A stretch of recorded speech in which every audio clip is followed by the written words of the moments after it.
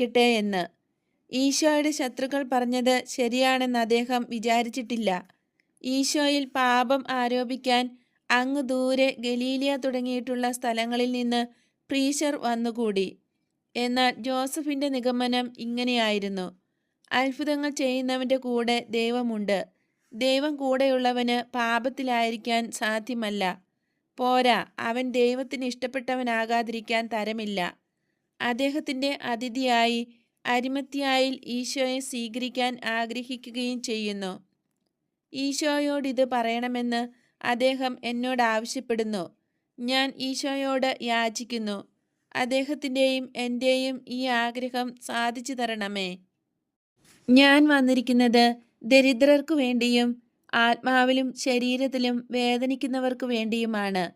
എന്നെ ഒരു കൗതുക വസ്തുവായി പരിഗണിക്കുന്ന ശക്തന്മാർക്ക് വേണ്ടിയല്ല,